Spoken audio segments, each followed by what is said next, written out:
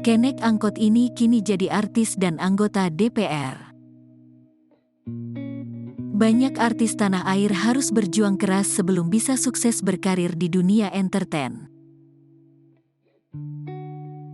Artis ini sekarang menjadi pelawak sekaligus anggota DPR RI.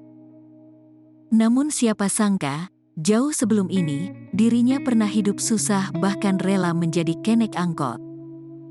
Siapa sosok artis tersebut? Ya, dia adalah Eko Patrio.